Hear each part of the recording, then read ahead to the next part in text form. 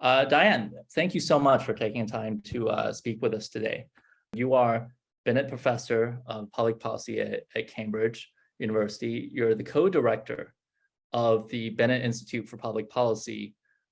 You've been an advisor to HM Treasury, former vice chair of the BBC Trust, on the Competition Commission, advisor to the National Infrastructure Commission, fellow of the Office of National Statistics. You were awarded a CBE for contributions to public economics. And by any measure, you're a prolific writer of books and a frequent commentator in the media to communicate economics to the wider public. And the latest of those books is Cogs and Monsters, which range on your views on the state of your profession today and the future, especially in an ever digitizing economy. You're also an expert, by the way, in measurements of the economy and productivity. And in fact, a few years ago, you published a book called GDP, a Brief but Affectionate History. So I also want to reference that a bit today. I probably am missing a lot about your background. So I would love for you to frame your work in your own words and add anything if I'm missing. Well, thank you for the invitation to talk to you. I really appreciate it. And it's a very generous description of what I've been doing over the years. I guess the thing that has always motivated me is that economics is and should be a tool to serve society. And like many economists, that's the motivation. It's we want to make the world a better place. And I've long been interested in what digital technology is doing to transform the circumstances in which we're trying to devise policies. In fact, it's 25 years this year since my first book, The Weightless World, on this was published, trying to understand what the implications of the new technologies were for the economy, for society, for policy. And there are kind of, I guess, two key questions. One is just what's that doing to the structure of how people lead their lives every day and how businesses operate, business models. And the other is about what does that do to wanting to make things better? And this is where the measurement aspect of it comes in, because economists always default to thinking about aggregates like GDP growth. Is GDP growth going up? And that means you've got to think very carefully about what is it measuring? Is it, on the one hand, a good measure of what economists would call social welfare, the well-being of society as a whole? And on the other hand, is it keeping up with this structural transformation that's been going on? And on the latter, it clearly hasn't, because in the US and UK, people now spend a day a week online, more than 28 hours a week online. It's changed daily behavior. The things that we can do using this technology, be it ride sharing or calling for food to be delivered or saving time because we've got apps that tell us about public transport. And business models have changed entirely. And these things were invisible in official statistics. So a lot of my work in recent years has been working on the concepts and the measurements in a very statistical way, but addressing that underlying question of what makes things better and what can I bring to the table as an economist to contribute to society. Okay, great. Well, we appreciate your work in this area. We'll come back. I really want to come back to that measurement of the economy in a bit. But why don't we start, with the book? One of the reasons I really love Cogs and Monsters is because, as a non-economist, I find that it's not just a simple litany or recitation of economic history, but it actually discusses the evolutions and debates within economics, but framed around, revolving around real world issues, right? Like starting with the financial crisis and then moving on to the changes in the digital economy. So for me, it makes it, it makes those economic theories and debates sound much more connected to the real world. And so I guess to begin with, for an audience who is not familiar, who hasn't read the book yet, can you explain the title of the book? What are the cogs and what are the monsters in economics?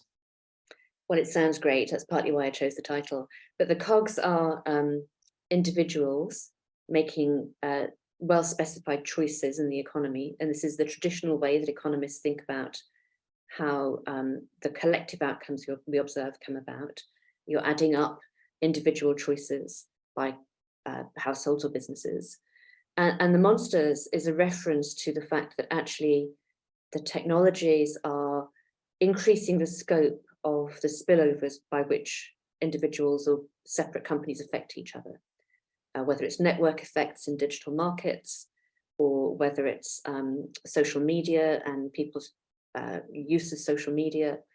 We now have a very profound effect on others. And so the references to ancient maps, where when people didn't know what was going on, they would put in a picture of a monster and say, here be monsters. So that's the allusion in the title.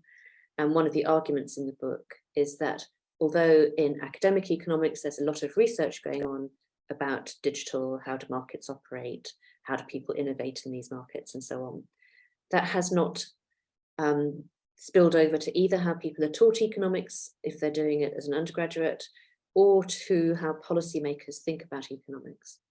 And so the later part of the book is all about how should we think about competition policy in digital markets. We need different tools. So that's the monsters. With reference to artificial intelligence, which, if you like, is like that classic individual assumed by economists.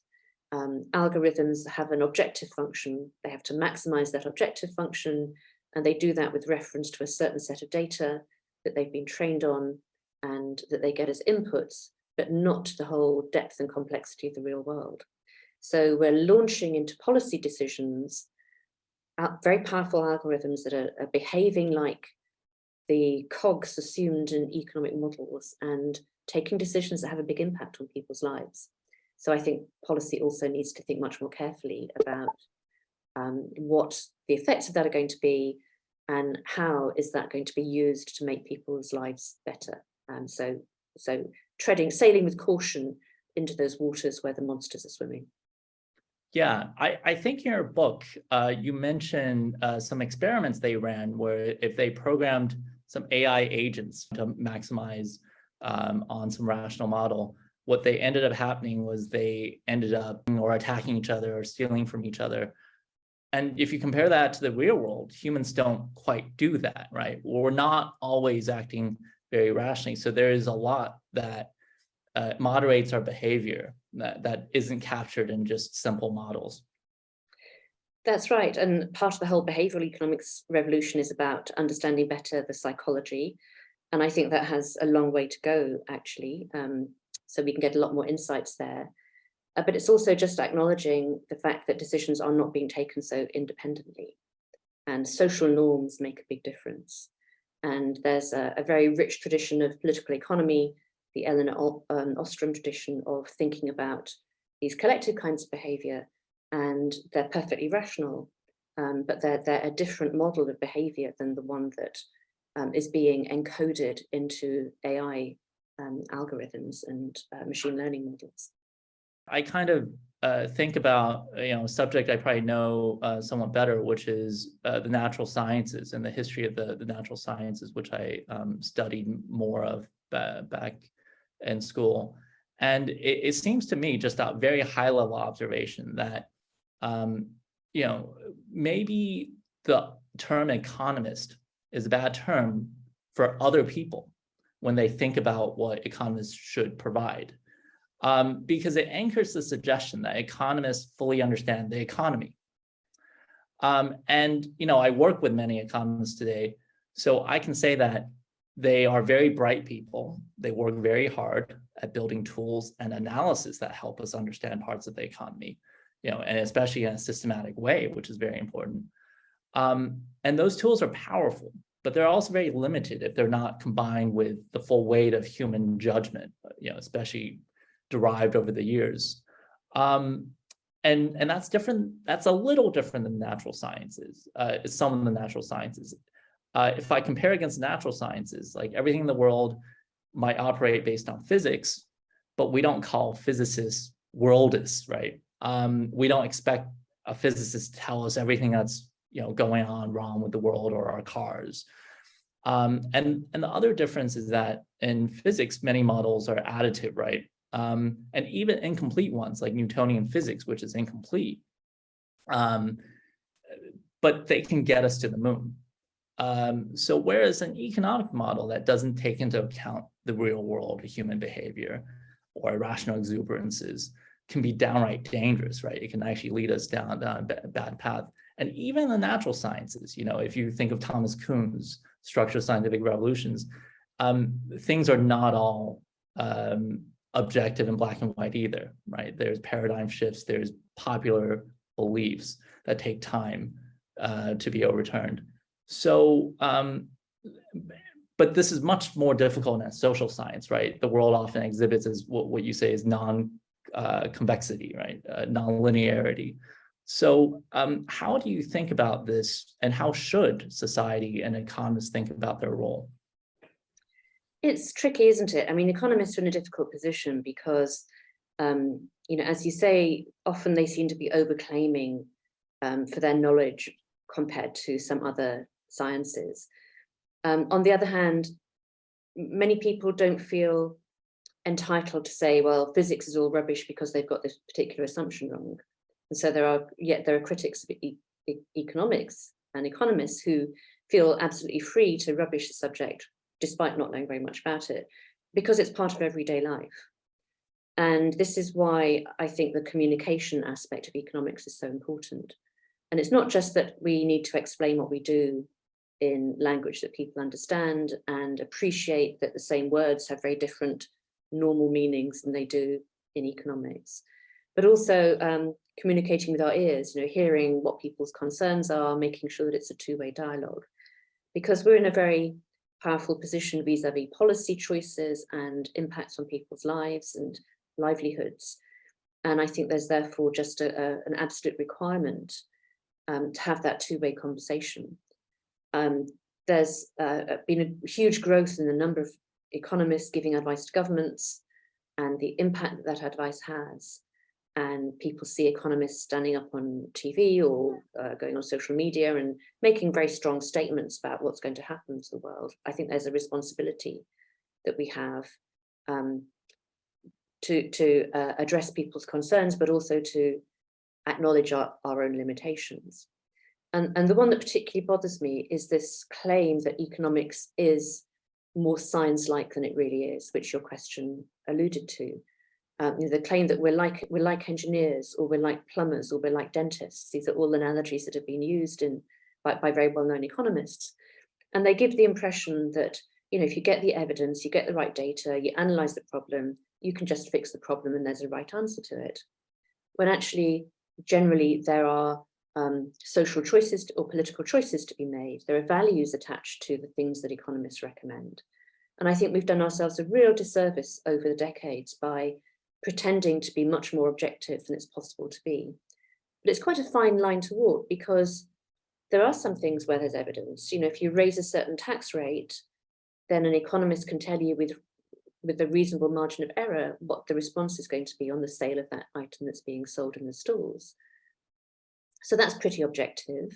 And if we're giving advice to policymakers, we want it to be as objective as we can. So, one would try to step back and say, I'll set aside my own political views, but this is what I think is the set of choices that you face in these circumstances, and this is what would happen.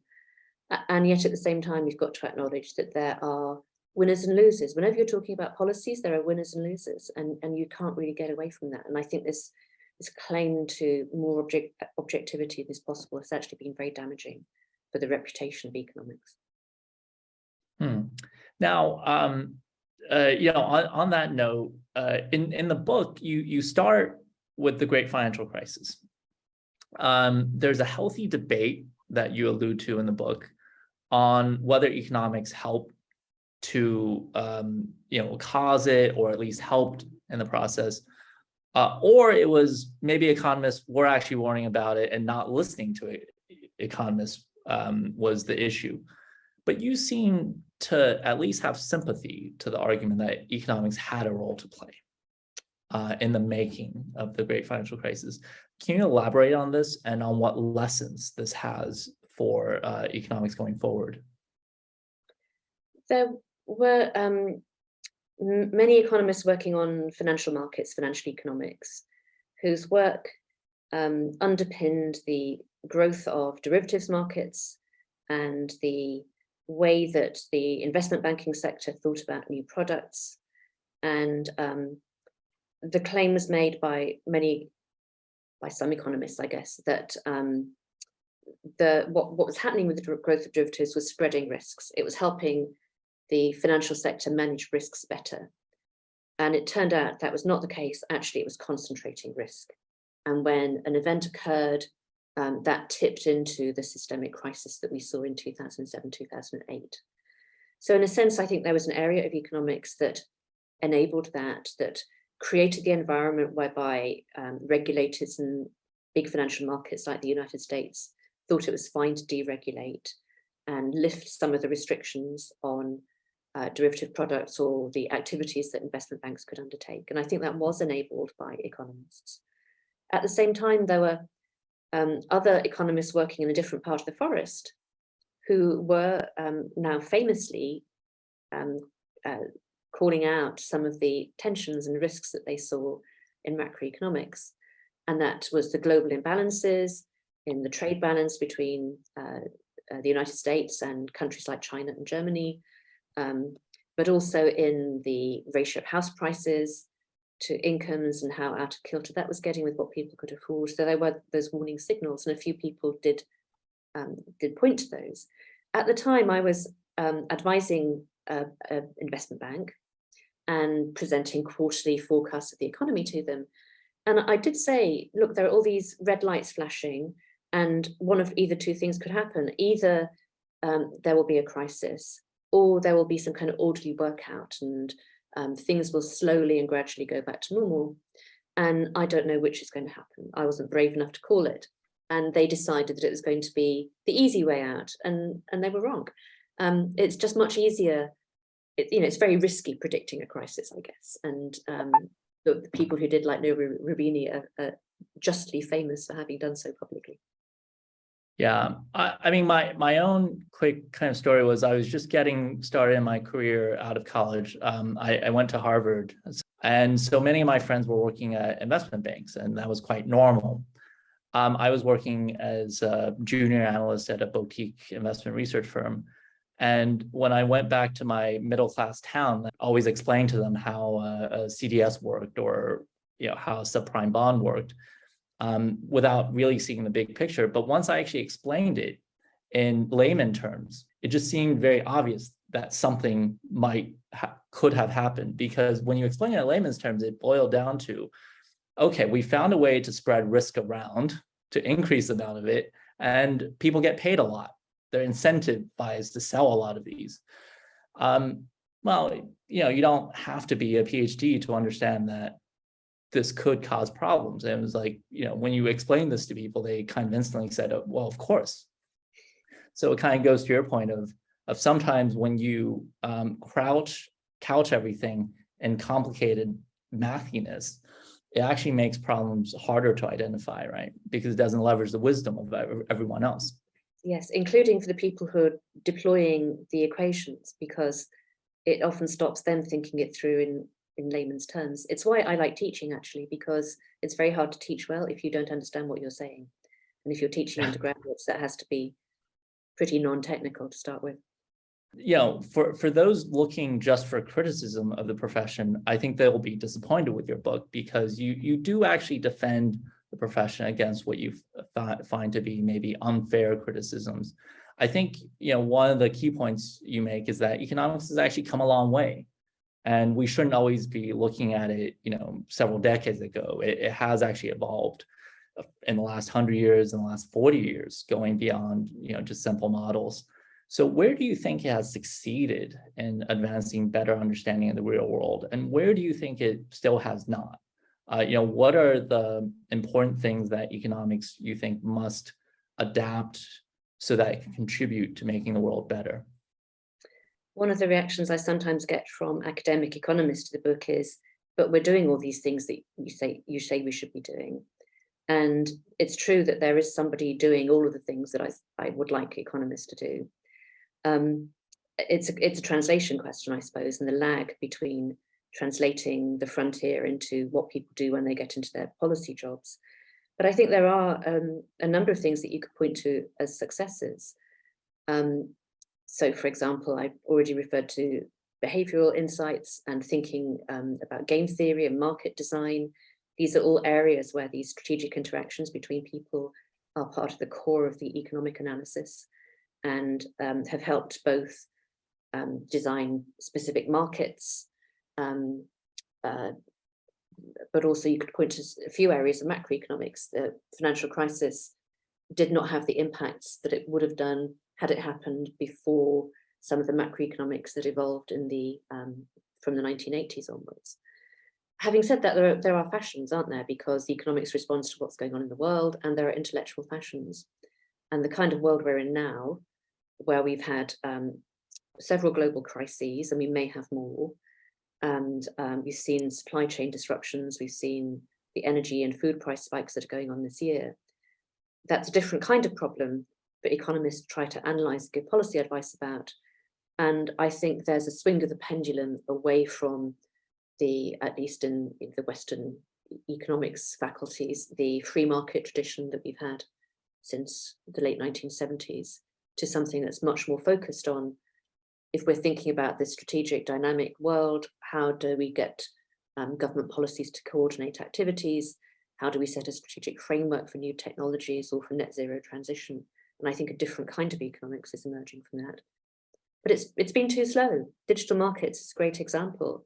Competition policy, only in the past 2 or 3 years have competition authorities picked up on multi-sided platforms and thinking about how digital markets operate when there are network effects, thinking about the importance of competing for the market. If you're going to have a dominant company in each case, then you want it to be contestable, so a newcomer can come in and dominate that market. And it requires a different set of policy tools. So I think there are successes that one can point to, but still a gap in terms of how quickly does that get translated into policy advice or business decisions, and there's still a lag there. Okay, well, please hold that thought. We want to return to that. But I think that this is a good point to kind of transition into more discussion of the digital economy. And obviously, to begin with, the first and most important problem is how to even measure it, right? And in fact, we run, since COVID, we've run a Frontier Dialogue Symposium series where we bring together a number of economists to discuss issues and scholars from other fields too. And our first one was called Measuring the New Economy. It was kind of interesting reading your book. I believe it was in GDP, where you said that there was huge debates about what should go into GDP. And I think some people felt that speculation shouldn't go into GDP, the kind of activity that was boosting, probably GDPs in London and New York, right?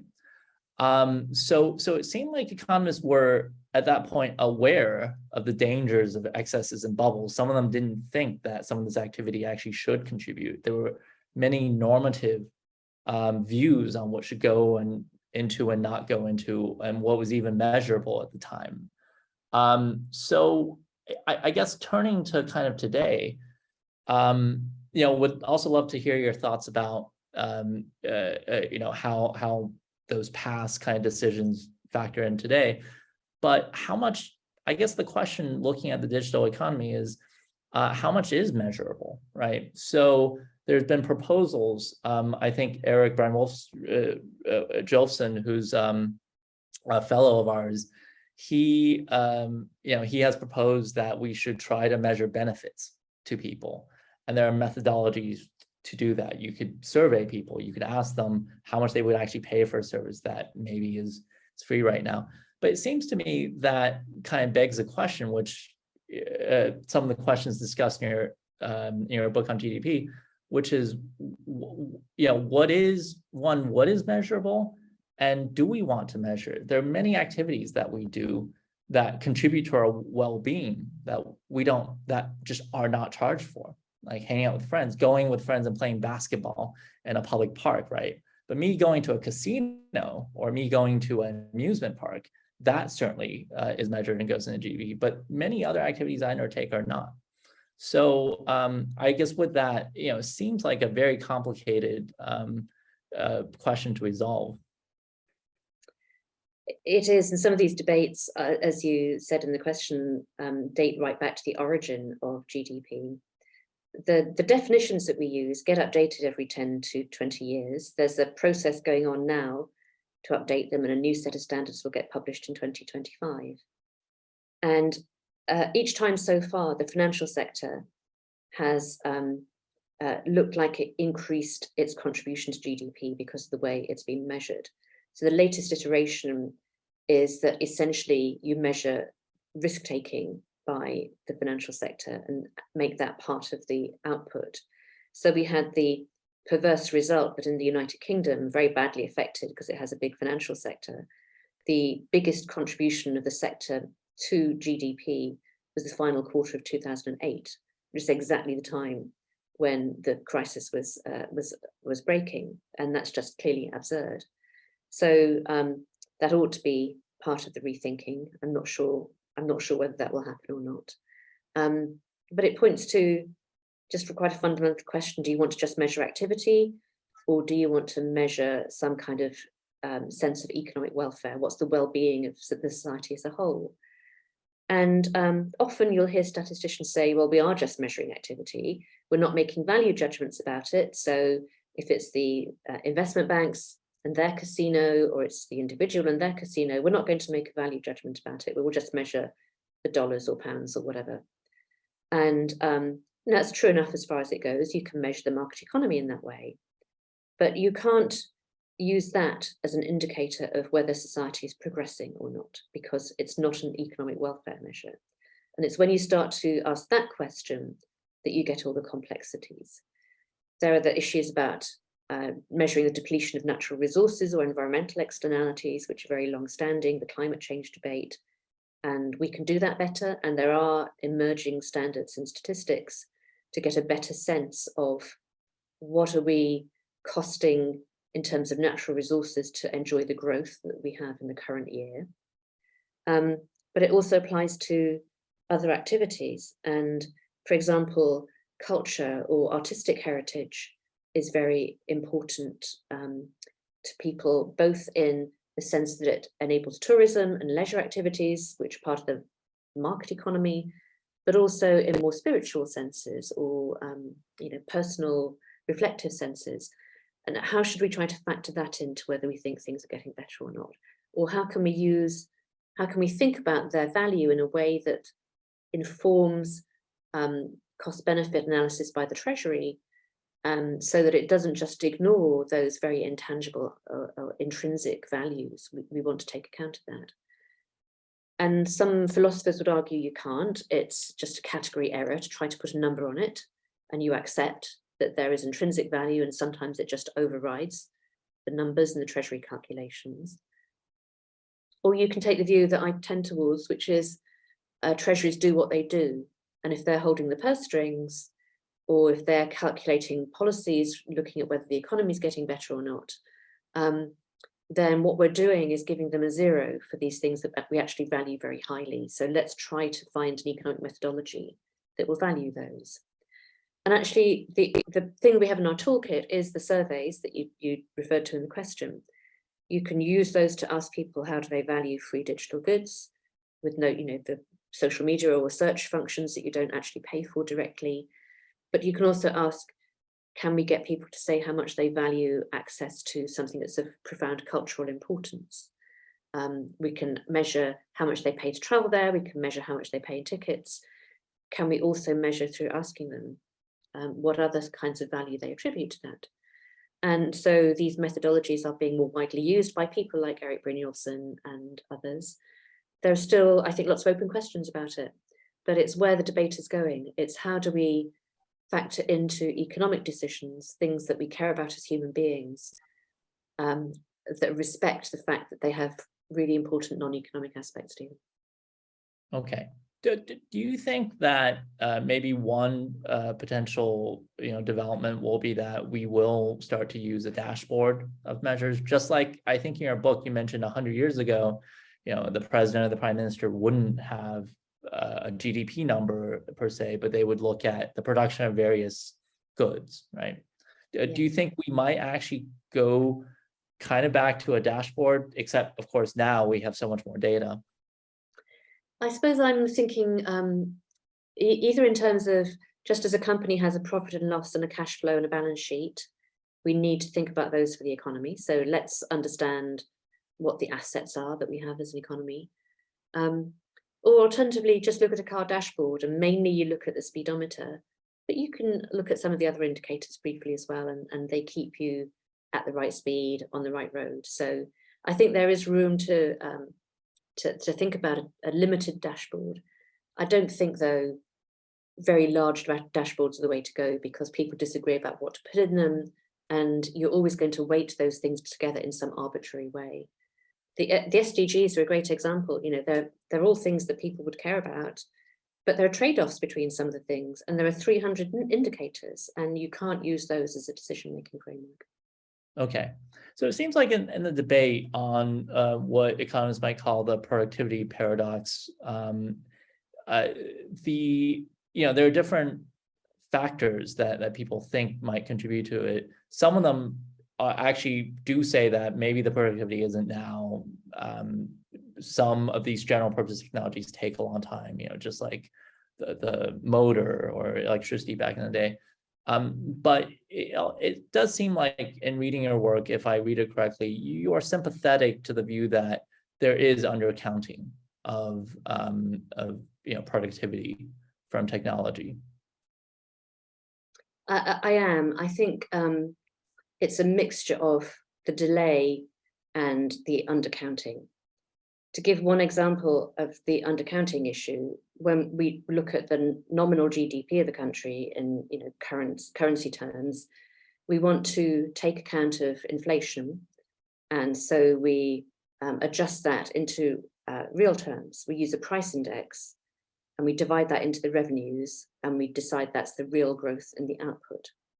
We looked at this for the telecommunications sector in the UK, and we found that taking better account of new digital services, rather than that deflator being flat, it had fallen by between 30 and 90%, depending how you construct the index. And that means that the real growth of the industry had been much higher than recorded in the figures. And when you fed that through, that added a little bit to GDP growth. I think there's a lot of that in different sectors.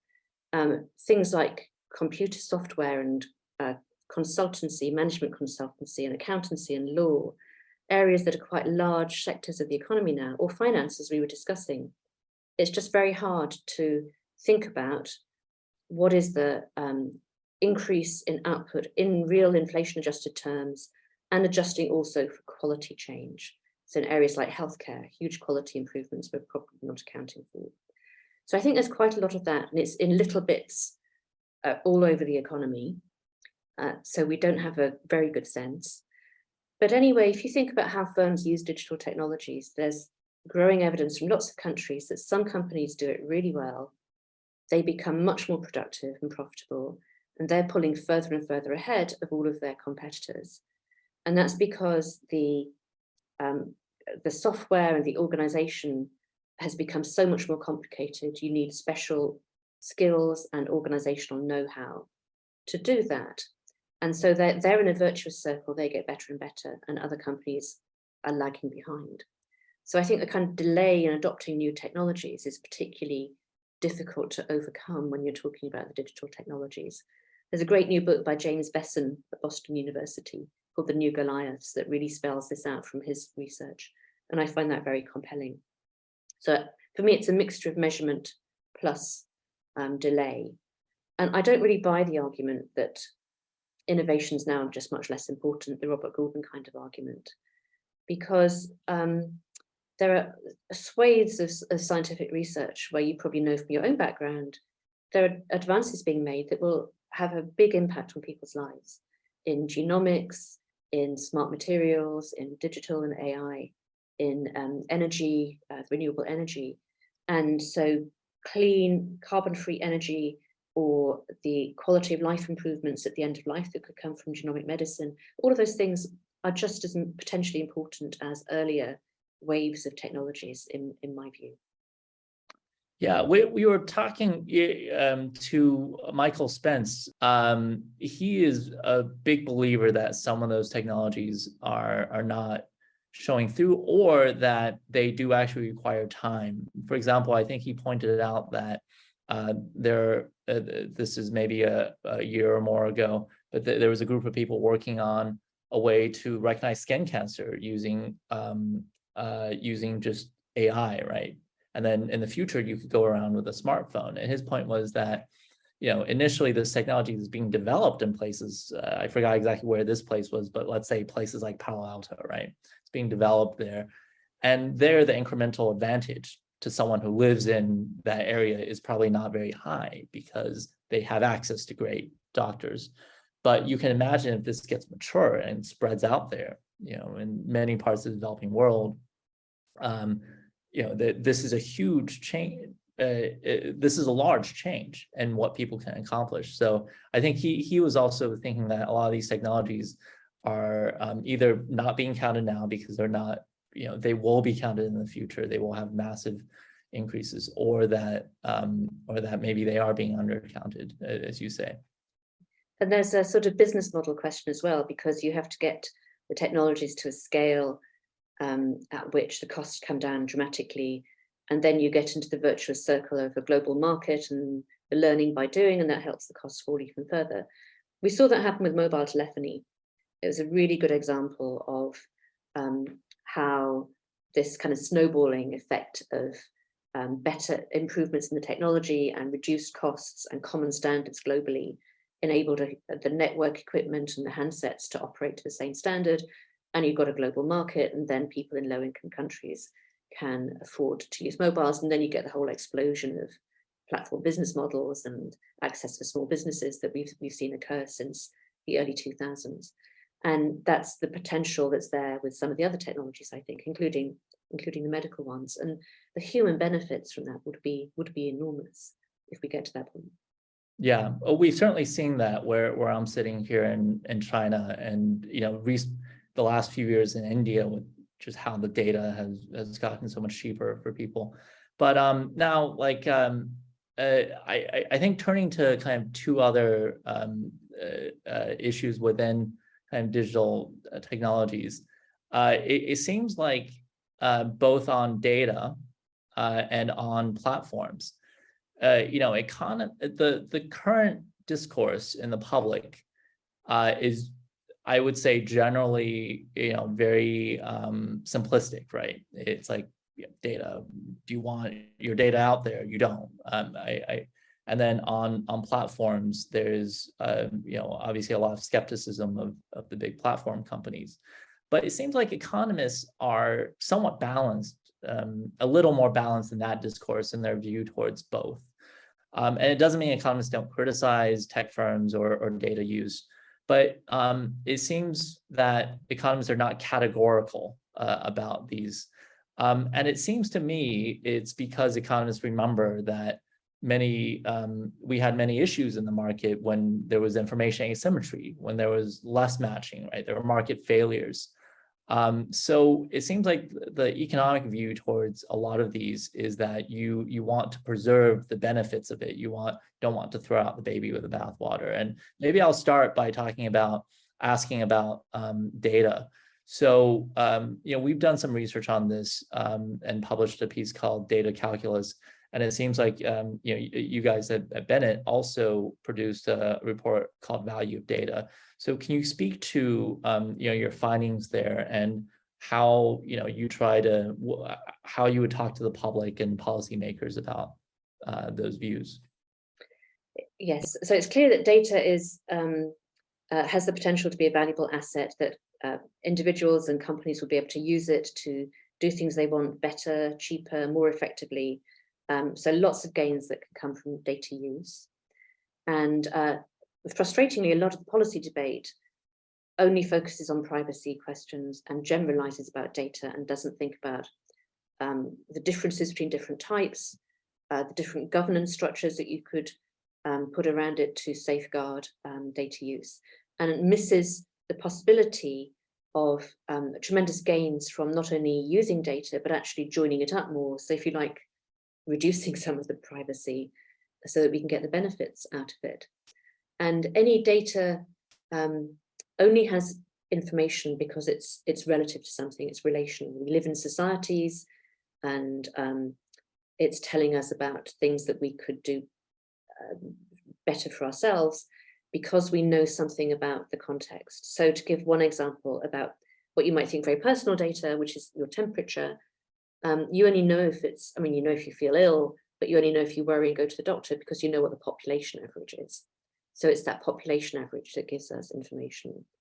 For marketers, they don't necessarily want to know my personal shopping habits, but it's they categorize people. So it's people like me.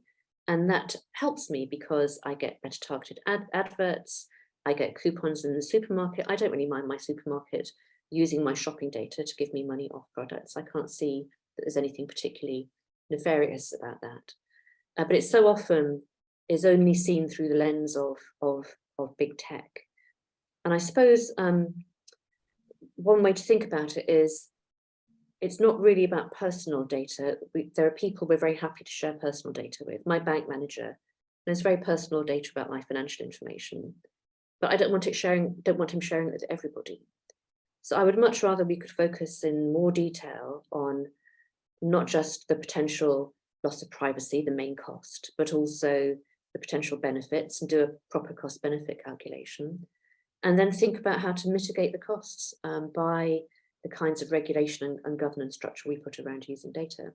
Because if we stick in this, it's all, you know, all data sharing is bad, there's total invasion of privacy, we're not going to be able to get the benefits of using it to deliver better products and services and to make decisions better about our own lives. So it's, you know, it's not there's no simple policy prescription here. It's really, we just need to talk about this in much more granular detail. And also about Internet of Things data as well, which often gets overlooked in the policy debate. And there are some really difficult questions there. If you think about a railway construction project and the operation of the train at the end of it, then that's a whole value chain. You've got people designing it, you've got people managing the construction and doing the construction, and then you've got the operator. And the benefits in terms of fewer breakdowns, lower maintenance costs, more efficient operation, that requires sharing the data all along that value chain. But who gets that? That's down to contracting issues and regulatory issues. And that's a really interesting policy challenge that I don't see being addressed in enough detail in many places.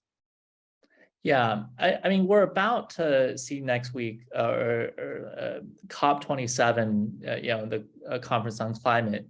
And, you know, I think on climate, this is an area where we wrote a report called, you know, Digital Circular Economy for Net Zero. You know, we certainly think that this is an area where data sharing could really help. Data sharing between consumers and what they're using, how much carbon they're using, and companies.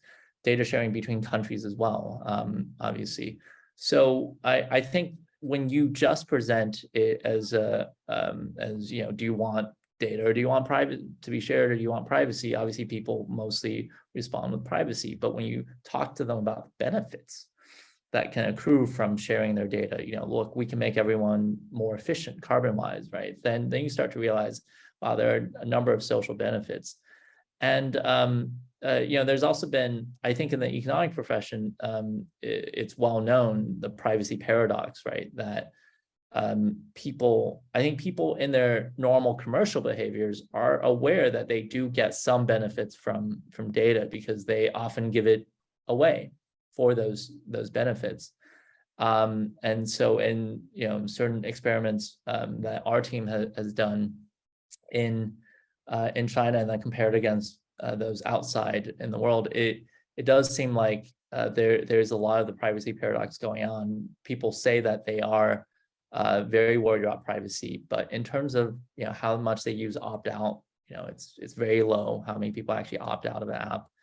And then in terms of what they're willing to give away for it, sometimes the dollar amount is very low. So it does seem like society needs to have a better, more nuanced discussion about this. I think so. I mean, to be fair, people often feel they don't have a choice. If they want to use the service, they've got to tick the box, and so they're going to do that. But there is a question about sharing the benefits, I guess. And that's where big tech comes in, because I think people don't see that, they obviously value the products that they use that are provided by big tech companies. But there's, I suppose, a suspicion that all the benefit is going to some rich guys in Silicon Valley. And so that's why the detailed case studies about potential benefits, which have nothing to do with big tech, they're across all industries in the economy. That's really important to start to dig into. So, speaking of big tech, many are kind of platform operators, and this kind of leads to the question, which is, how do you think people should think about modern day platforms? Because for some of the competition discussions, certainly many platforms remain highly competitive companies in that they are. They're certainly, developing them in their ecosystem very well. They're investing heavily. Some of them aren't even very profitable. So as you said, by, standard competition measures, it doesn't seem to kind of match where you would come in. And it seems like, for platform operators, I guess in economic terms, they take very positive externalities that accrue from a large platform, and they often, they often internalize them. They often take those benefits that, and they're externalities because, as an app, say I'm an app developer, I wouldn't create apps, the Apple App Store by myself, right? I don't, like, other people would benefit, so many other people would benefit, I would incur all the costs. So there's an operator that creates that seems to benefit everyone. And depending on the operator, and many of the platform operators, they actually use some of that to subsidize this platform. So it seems like they're not necessarily super profitable. They, everyone seems to be getting a benefit from it. So how do you think, society should think about, these modern day platforms in that light? Yeah, I mean, some of them actually make huge losses, and their venture capitalists are paying for us to have, the services that are provided by the platforms. So it's challenging to think about, and you can't do the kind of old-fashioned standard competition economics, because in every case, one side of the platform will cross-subsidize the other side of the platform anyway. And so most economists are well aware that there are benefits from matching or from network effects that mean that it would damage consumers if you broke them up or stop them from any acquisitions at all. So having said that, the concerns focus on certain behaviors. It's the so-called killer apps, are platforms taking over smaller companies to prevent future competition or future innovation happening. What's happening to innovation on both sides of their platform, given their position? Could somebody else come in and contest the market if they had a better technology, as has happened with Facebook versus MySpace, or other web browsers versus Internet Explorer? So we've got past examples of that happening. Can that happen now? And I guess some of the tech companies haven't helped their own case. Is it really the famous case is Google self-preferencing in front of the European Commission? Are they really presenting, if you like, fair, non-discriminatory search results when they change the configuration of the screen? Is it really a monopoly rent when Apple charges 30% on products on the store? So I think there are questions. I was involved in the Furman Review in the United Kingdom, and so we said that we thought there ought to be a designation of strategic significance. So you would only focus on a few companies that were particularly important in the economy, and make sure that there was a code of conduct and they agreed to behave in certain ways, and you would monitor that. Because there are loads, digital is everywhere now. There are loads of platform companies around, and most of them give us absolutely no concerns at all. But I think it's kind of unresolved, I would say. And we were very focused on, can we do things to make the market work better, accepting that it's going to be this kind of Schumpeterian competition where you've got one dominant company at a time and you want them to be able to be overthrown. But it might be that we turn out to be wrong, in which case I think many jurisdictions will look at regulating the big platforms as if they were more like utilities, and there'll be more intrusive regulation. So that ought to be part of the calculation that their policy teams are thinking about when they think how to respond to the competition challenges. Yeah. Do you think it matters that perhaps digital technology is creating these concentration benefits? At the same time, those concentration, those that may be concentrated, because digital technology may be lowering barriers to certain aspects of entry, or even lowering certain network effects. I know there's been research on this by people like Catherine Tucker.